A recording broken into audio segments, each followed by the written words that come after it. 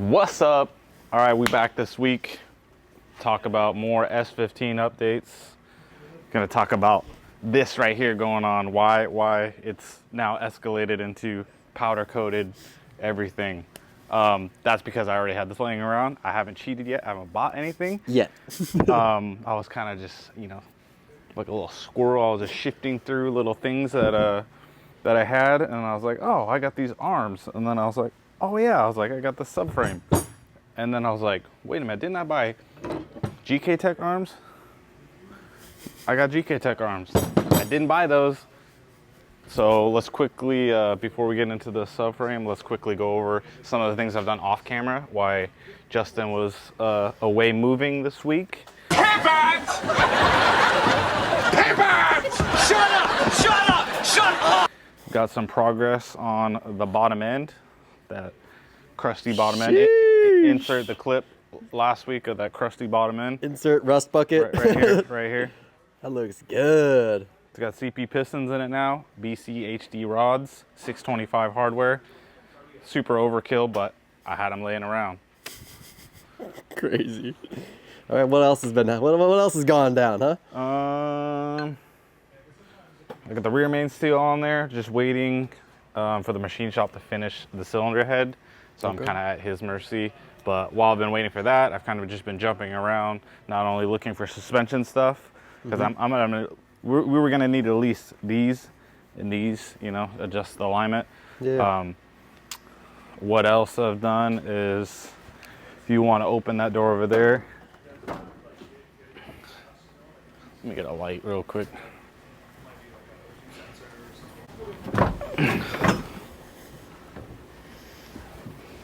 All right, since last week, I've gone ahead and made a steel plate that bolts into the factory S15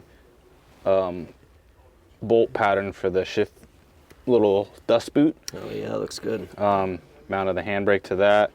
I'm gonna add probably some vertical uprights that bolt to the tunnel to kind of keep the bracket from moving. But as far as the shifter, it's solid. The shifter is not gonna move, but this e-brake section over here, it kind of overhangs the tunnel, and it's just 1/8 inch plate, so it's not very strong. When you're pulling a bunch of leverage on it, you're not really pulling side to side, but even pulling it back, it's gonna deflect a little bit. Yeah, there's a lot of range in that, dude. Yeah, so there's no fluid in it.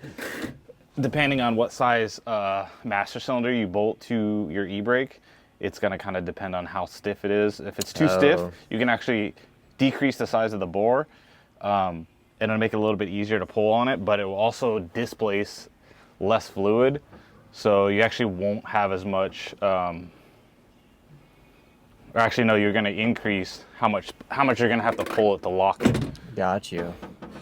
And then I've gone ahead and mounted a steering wheel on here.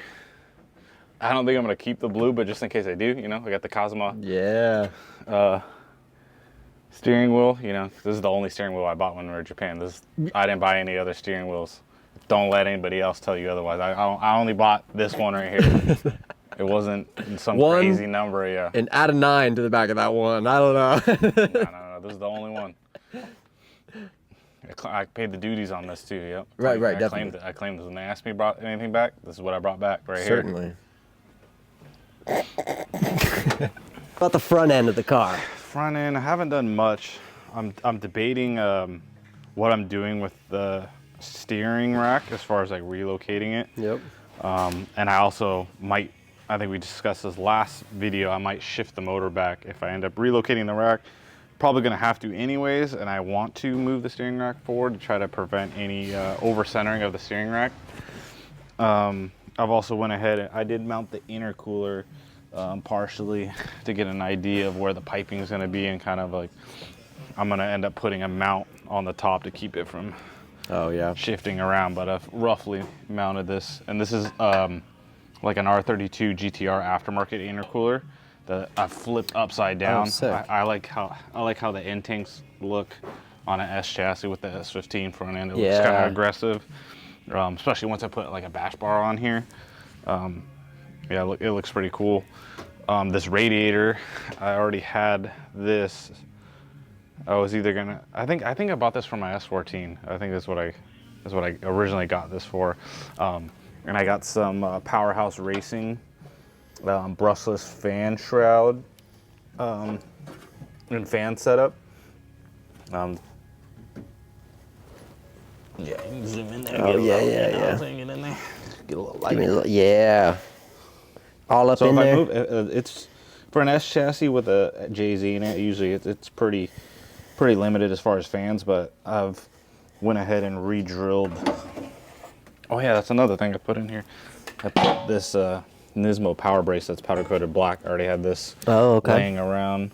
I think I was going to use it for either the 14 or the 15, but basically this is the factory position for the stock radiator, and I went ahead and drilled a new hole about 2 inches further forward to set the radiator down in. Yeah.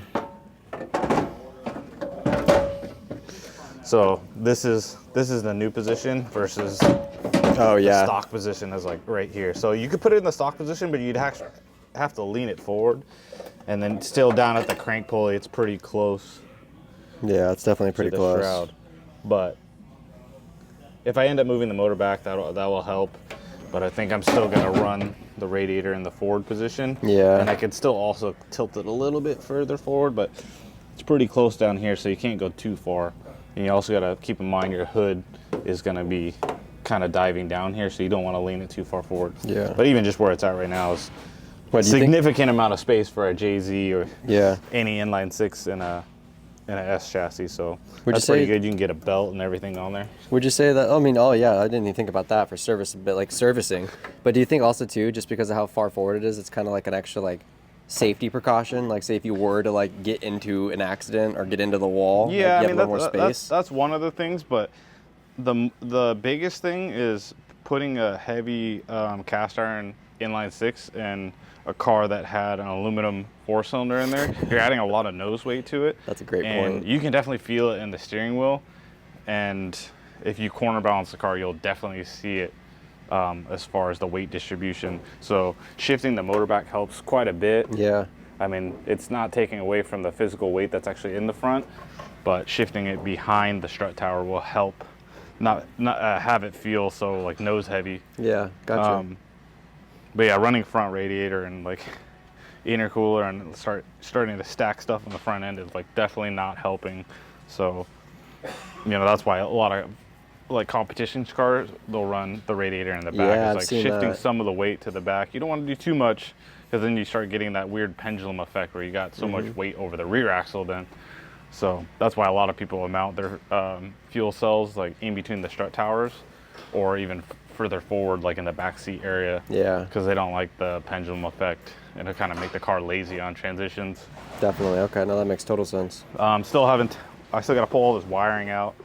I have another harness that I basically simplified that's stock, but just ripped all the unnecessary wires that I won't need, and then started separating the wires to relocate all this factory fused paneling underneath the passenger footwell area.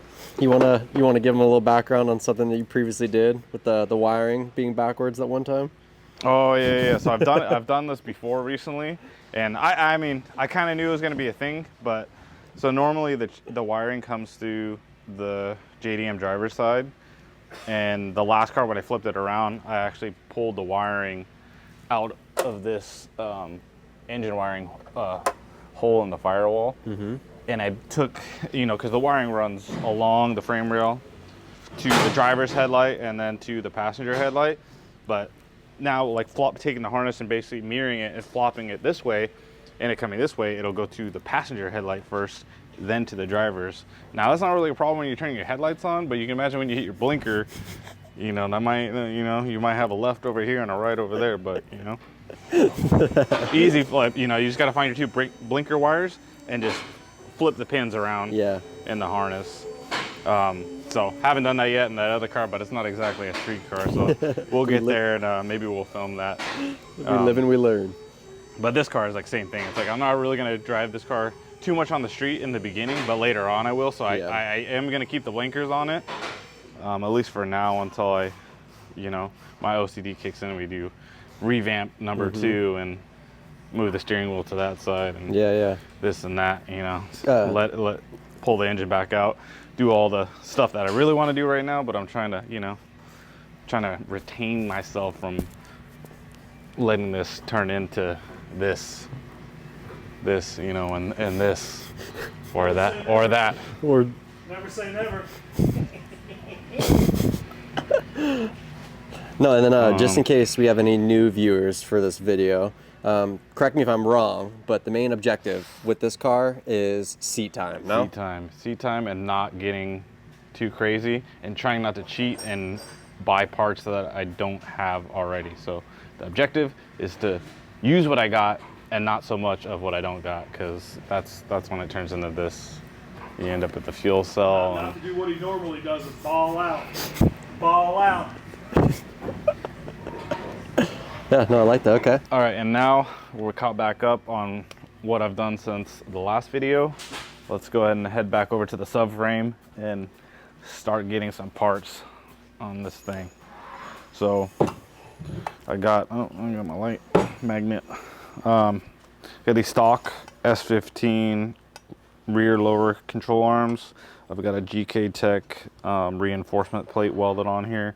It's just these two pieces. Usually these bushings are pretty beat. This one's not great, but they're solid. They're not moving, so I'm just gonna send it. Normally I would take the time, maybe press them out, put some spherical ones in here or some energy suspension ones. I don't care for the energy suspension ones because they squeak. So every time you're like driving around in the pits, you know, the suspension's barely moving. It's like, it's creaking like an old rocking chair, you know? No thanks. So yeah, don't want that. Like I've said before, try not let it get out of hand, but you know, it's hard when you got all brand new hardware from Nissan laying around, you know. All right, now that we got all the arms bolted together, installed, roughly aligned, the next step is going to be throwing some hubs on here, some axles, and a diff. Now, probably going to regret this later, and maybe we'll insert the clip Later of me making this decision, but yeah, I think we're just going to run stock diff and axles for now. Normally I would at least upgrade the axles to like 350Z, or I got like GTR axles, but since we're kind of stuck with what we're trying to use what we got, the only really bolt-on option is just running stock axles and diff. The axles are definitely weaker than the diff, so when you upgrade the axles, then the next weak point becomes the diff, because the stock diffs aren't too bad, but I've ran them at 500-600 horsepower, and I haven't broke any diffs yet, but I have broken axle before. So like knowing that like this is what we're doing, we just won't run a ton of grip in the car, and just kind of, you know, keep in mind that we're running stock diff and axles, and if we break too many, then we got other options. We got anything from big boy R32 GTR axles, or even big boy drive shaft shop custom axles. But this is for a quick change diff, so this turns into not just upgrading the axles, it turns into $4,000 or $5,000 differentials too, plus work. Oh boy. So yeah, since the main point is to get out on track as quickly as possible, we're gonna go with the stock diff and see how it fares up. But another thing I want to go over is the bushings that are in this stock subframe. I have had it powder coated already, and the reason why I left the bushings instead of burning them out, you normally do. A lot of 240 people probably already know this, but for those that do not, normally you would, I would at least hole saw out the bushings. Some of you guys will torch them out and set fire and make a mess, and I don't really like doing it that way. So the reason why I didn't remove these bushings is because this subframe actually had already been modified by Force Wang way back in the day. This was a kind of a quick mod that you could do without buying bushings or subframe collars. Basically, you would take a washer, weld a washer on there, and it would kind of turn it into a more solid. It does, since it's a little bit bigger than the inside diameter of the bushing, it still can move around a little bit. Yeah, a little room for play. One of the options, I could have ground all the welds out and then still punch the bushings out, but I chose not to do that because I don't have any here, but I might cheat, and that might be the next thing that I actually buy for this that I don't have is subframe collars. And basically what those are, they're designed to slide in. They're like little, they look like shims or, you know, little sea washers. Oh. And basically they'll go in, they'll slide in, and they'll kind of fill this void, and they'll kind of like lock this bushing, because this bushing's pretty pretty toast. You can see it's cracked. You can being able to move with your fingers is not a good thing.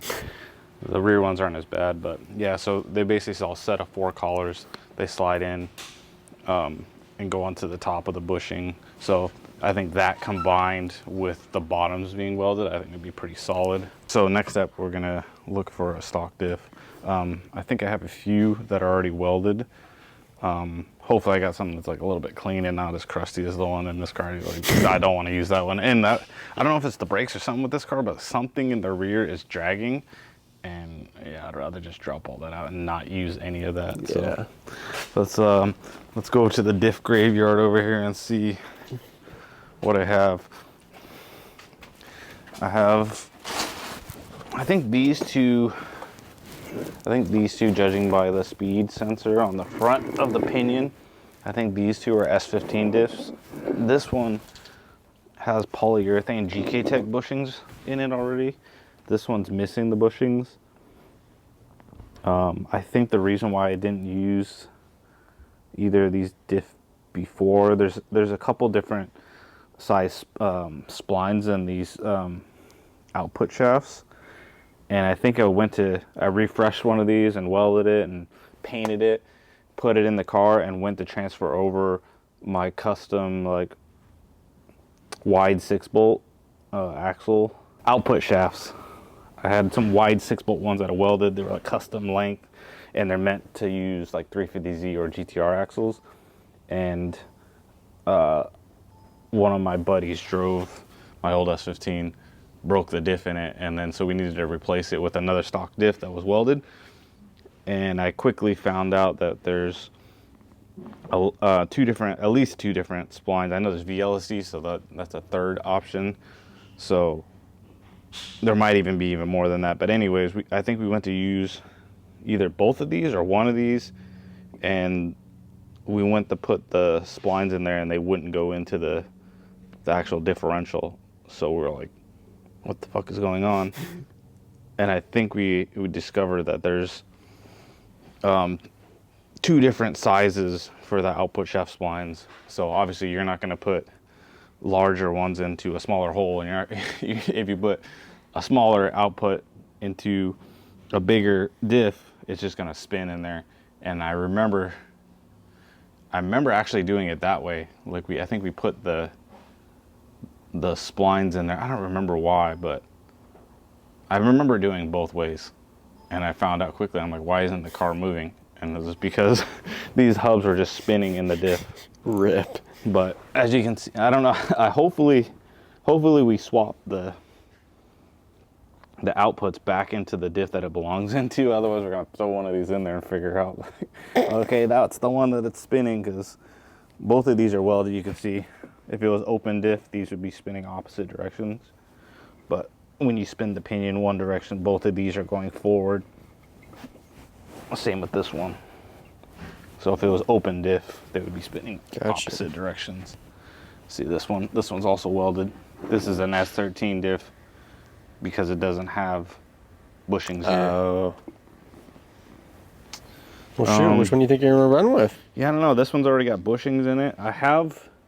These are polyurethane bushings, and I think I have solid aluminum diff bushings somewhere, but then I'd have to look for those. So might take the easier route. I'll spin it around. You can see this one looks a little bit cleaner. Looks like it was spray painted silver at one point. I'll say I low-key think the one without the bushings, because I have a feeling the one with the bushings, it's a little more done. That might have been the one. Right. That was spinning. Might be.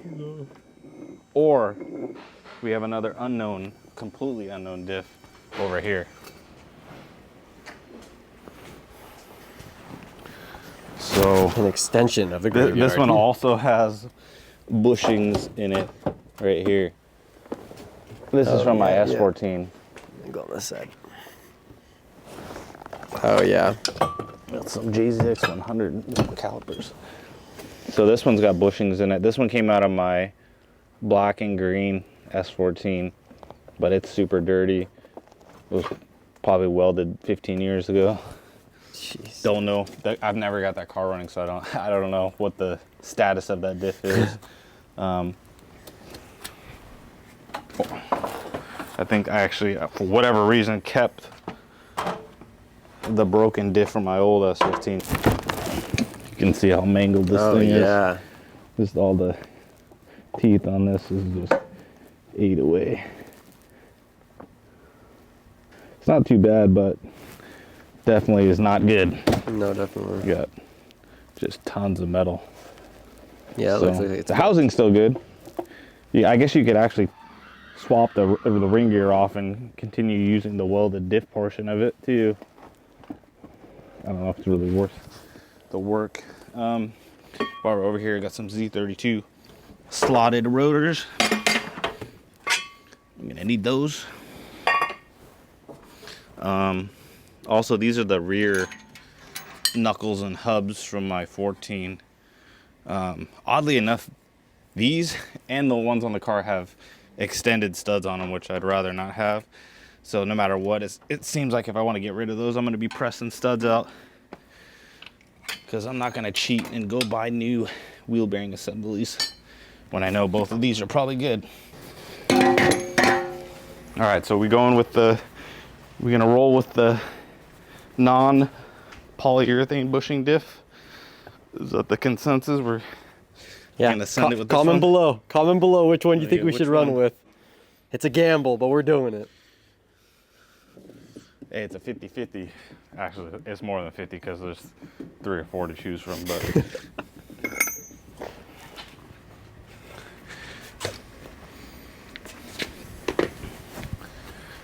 there's fluid in there. It's a good sign, I think. Oh, she's bone dry. Uh-oh. She bone dry. She good though. There's some weld balls on there. At least we can see the condition of the diff.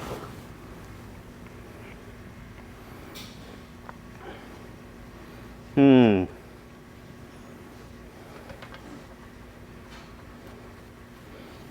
trying to think like why we didn't use this one.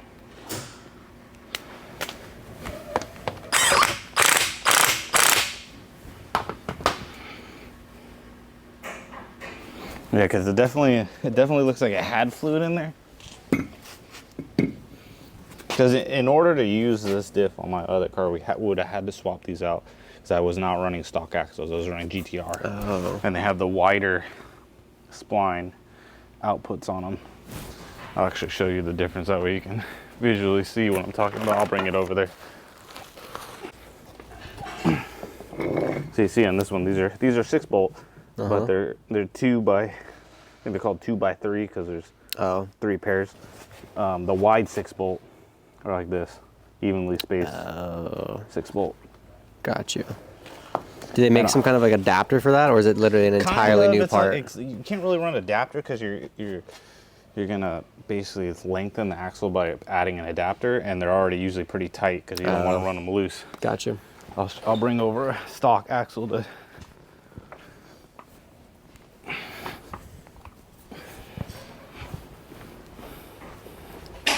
So you can kind of visually see, like maybe to the untrained eye you won't see, but even just the CV axle, the joint in here is pretty big difference. It's a lot larger than this, and the actual axle shaft is thicker than stock. Gotcha. And then the spline's out here. Yeah. So not only is it just a bigger axle, and you got to change the flange. Basically, you would cut this off, lay that down.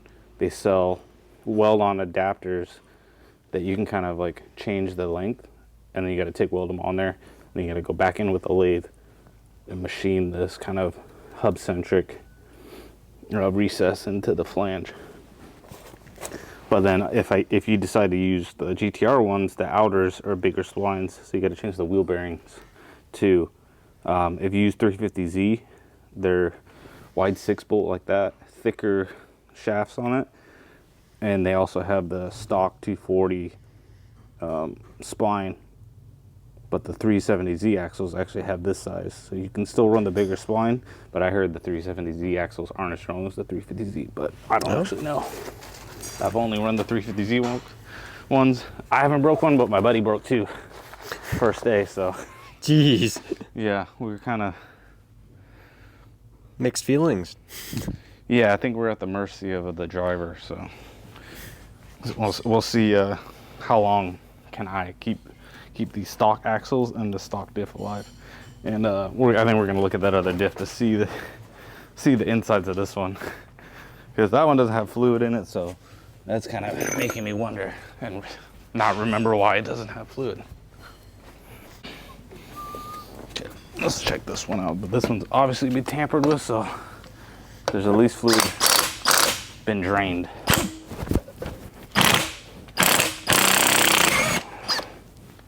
Oh yeah, this one's got some goober in it. Got a little. Yeah, this has got fresh fluid in it.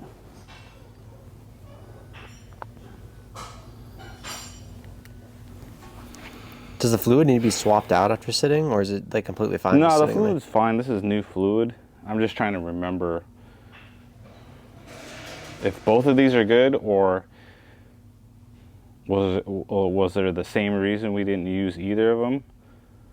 Because the main thing I'm worried about is, like I was just talking about back over there, is I want to make sure that these output shafts are the ones that belong into the diff. Now, obviously, they're not the larger ones into a smaller hole, but they could be smaller outputs into a bigger hole, and they could just, once I put load on the car, they could just spin in there. But I don't think I would have put them back together like that.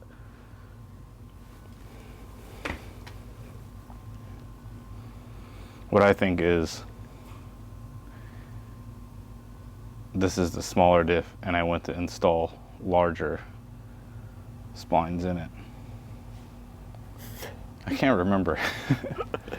Do you remember? Remember? Yeah, because I definitely know that one of the diffs that we didn't use,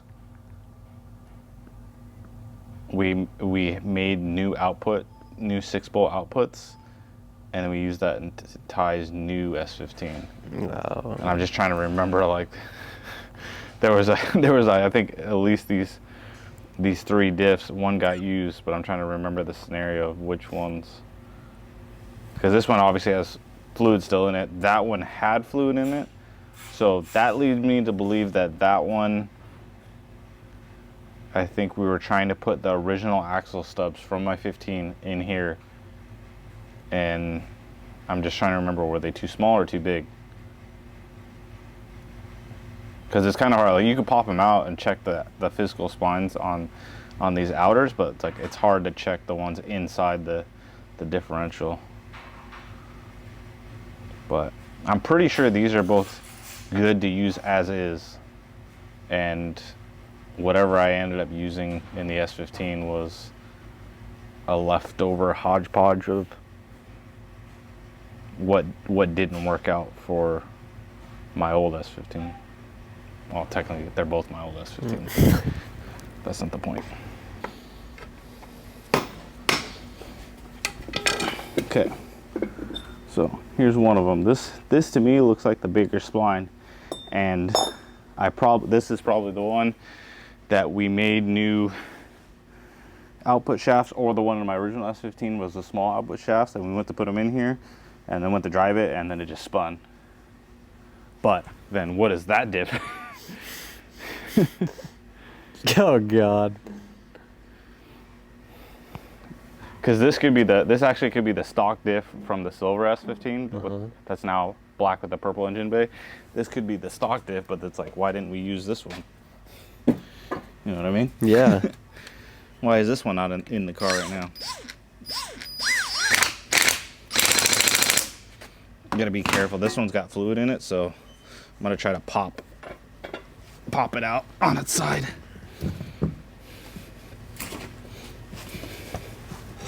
We don't lose any fluid. Brings out the extendo.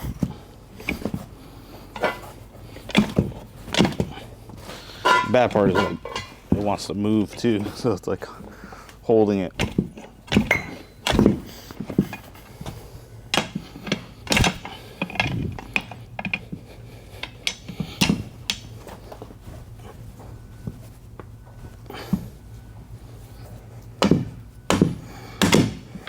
Oh. Dude, it's like not even budging now. So the way that this is coming out is making me think this was the one that like I was talking about that my old helper, I think, welded it without the things in there. We got lucky enough that it kind of went back in there, but like I remember like looking at this thing. This is probably the one I had to hammer the hell out of it to get it back in there. To see how much these should like. They just got a circlip. Yeah. A little spring clip that they just should just pop back in. So how difficult this one is to remove, I'm thinking this is the one that was like really pain in the ass. You can see all these hammer marks of getting it back out. And I think this is probably the one that had either smaller or bigger splines, and I didn't have the right setup to make it work. So that I think is probably why we didn't use this one. See if this, I remember one side being easier on that dip though, so we'll see. Just whack it.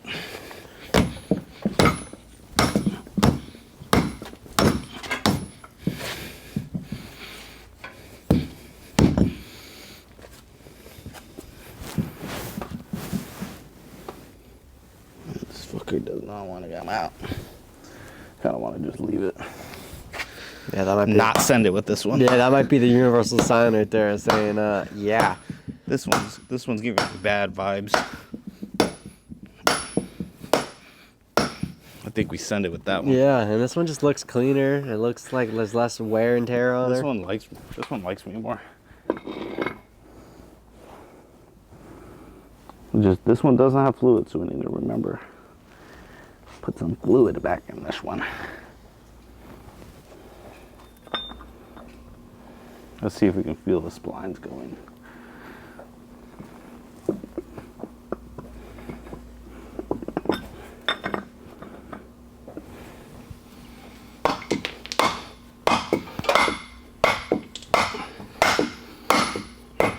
Well, it didn't go in super easy, so that leads me to think that it's probably all right. All right, so we're sending it with this one? Yeah, let's do it. Okay. Now, next thing we want to do, even though I don't have the hubs on there, kind of want to feed the axles through first. So there's 2 different length axles. Not every car's like that. Some cars, like Toyota diffs, a lot of the axles are the same size. Let's see, this one's about 1.5 inches or so. Oh, yeah. Or more. So you got a short side and a long side. And you can see if you drew a center line, kind of like where I the see mount what is. you're saying. Yeah. And basically it'll determine like which side gets the short one. Yeah. Which side gets the long one. So you can also like, you could cheat and look on one of the cars too. I think, where's the flashlight? Look at it. You can also look and see which one's short, which one's long. Yeah, so from my experience, when I remember, the long side is the right side. I don't want to say driver's side because depending on what car you're putting in, it could be left or right. So this side, the vent side. Vent side. So I'm gonna feed the axles through there, and then the other one through there, because it is a pain in the ass if you put the diff in first and you got all this bolted together. It's not going to go in very easily.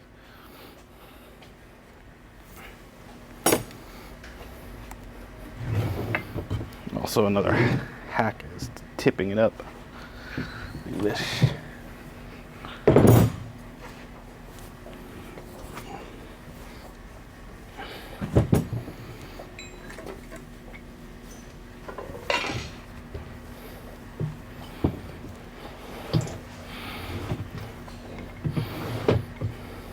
Oh, I see what you did there. Okay.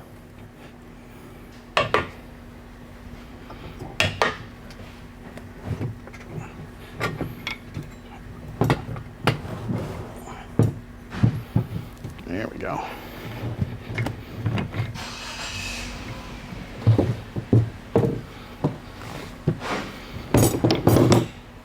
Now, let's see if I'm right about the axle length. There's one. I'd say that looks spot on. I mean, if you're right on this side, you got to be right on the other side. Not necessarily. This one's tight. That does look a little too tight. Another thing you gotta remember is there's S13 6-bolt axles and the S14. So if you put S13 ones in here, they might be too short. But I don't even think you can do it the other way around. I don't think you can put S14 axles in a 13 because I think they're too long.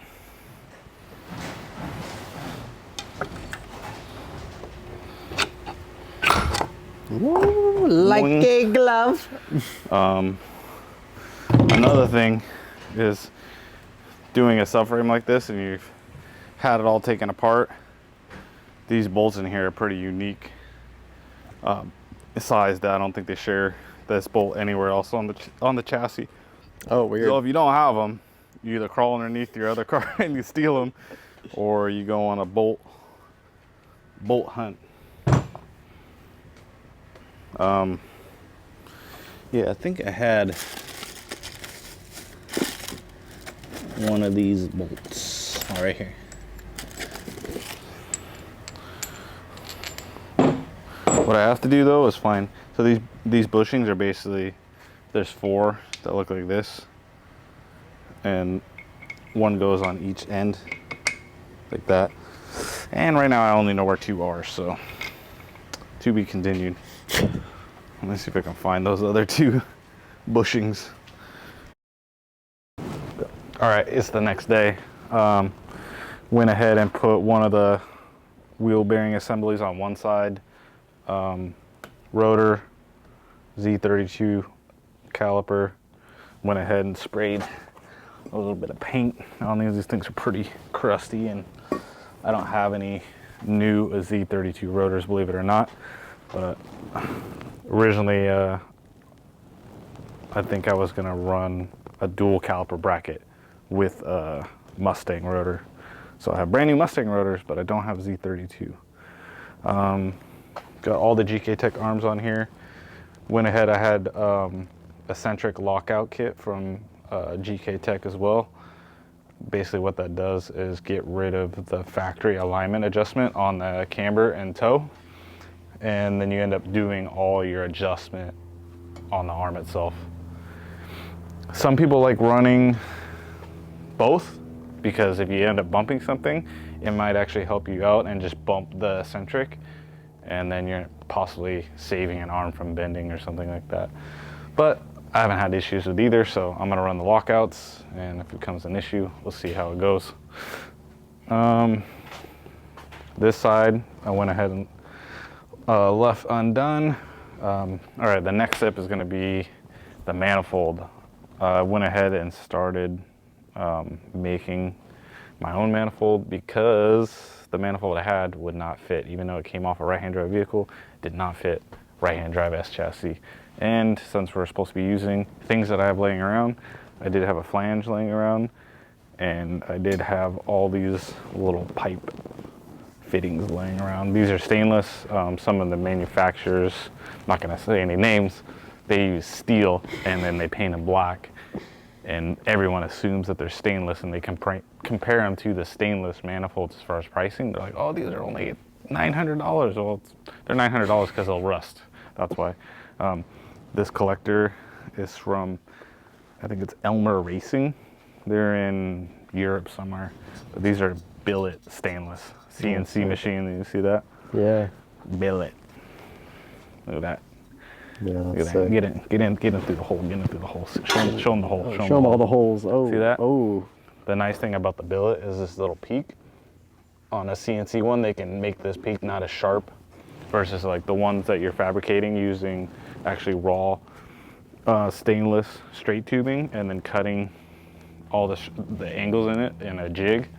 You're getting the same angle on both cuts versus this angle is not the same as the angle on the inside. Yeah. So they're able to make that peak lower, which helps the exhaust flow come in and not exit higher up in the collector, which is pretty much just bypasses the wastegate and doesn't prioritize the wastegate, and you end up having boost creep. And the only other thing you can do is add a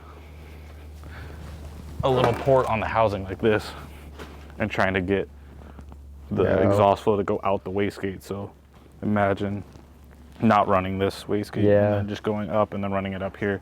The Super actually has it. Maybe if we got a clip, we can show that.